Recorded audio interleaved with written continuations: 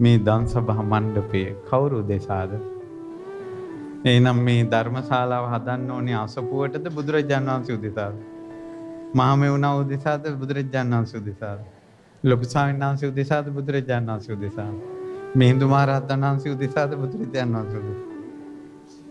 එහෙනම් මේකට වැලි කැටයකින් හරි සම්බන්ධ වෙච්ච අය බුද්ධ ශාසනය උදෙසායි සම්බන්ධ වුනේ. බුදුරජාණන් වහන්සේ උදෙසා පනවපු කෙනෙක් වේද ඔහුට බොහෝ කාලයක් හිතසුව පිණිස පවතිනවා. අමා මහ නිවන් සුවය සැලසෙනවා. බුදුරජාණන් වහන්සේ නැති තැන සාරිපුත්තයන් වහන්සේ දහම් දෙසනවා. සාරිපුත්ත මහ රහතන් වහන්සේ නැති තැන ආනන්ද ස්වාමීන් වහන්සේ දහම් දෙසනවා. ඒ රහතුන් නැති තැන මිහිඳු මහ රහතන් වහන්සේ දහම් දෙසනවා. මිහිඳු මහ රහතන් වහන්සේ නැති තැන රහතුන් දහම් දෙසනවා. රහතුන්ගේ යුගයේ නැති වෙච්ච තැන ලොකු ස්වාමීන් වහන්සේ දහම් දෙසුවා. දැන් ලොකු ස්වාමීන් වහන්සේ අද මෙහි නැති නිසා මම බණ කියනවා. එතකොට මම මේ පුටුවට සැබෑ හිමිකරුද නියෝජිතේද? මොන ආයතරයක් කියන්න ඕනේ? මම මේ බණ පුටුවට සැබෑ හිමිකරුද නියෝජිතේද? තුන්වැනි වතාවටත් අහනවා. මම මේ බණ පුටුවට සැබෑ උරුමකාරයේද නියෝජිතේද? නියෝජිතේ. මේකේ සැබෑ උරුමකරු කවුද? බුදුරජාණන් වහන්සේ. බුද්ධ ශාසනයේ අවසාන යුගයේ මේ ධර්මශාලා පිරීලා යන අවසාන යුගය. ඒ යුගයේ අවසානයේ ධර්මශාලා පිරෙන කාලෙට ශාලාවල් හදන්න.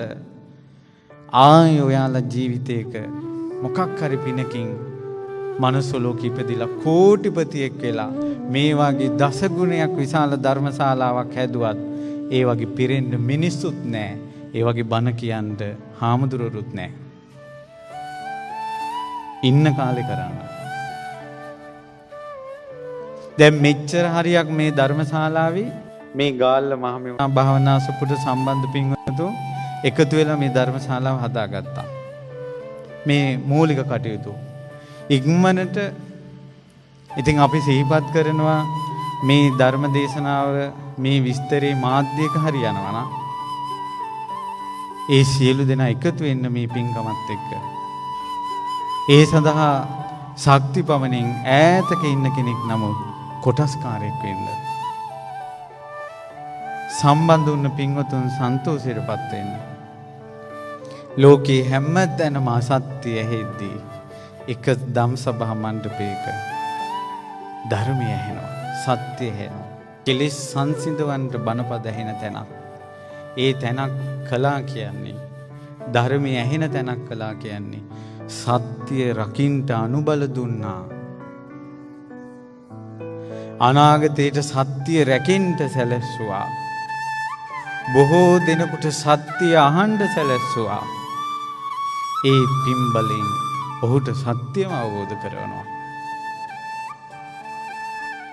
පුදුම සහගතයි පින්වත්නි පිනේ විපාක. පිනේ විපාක පුදුම සහගතයි.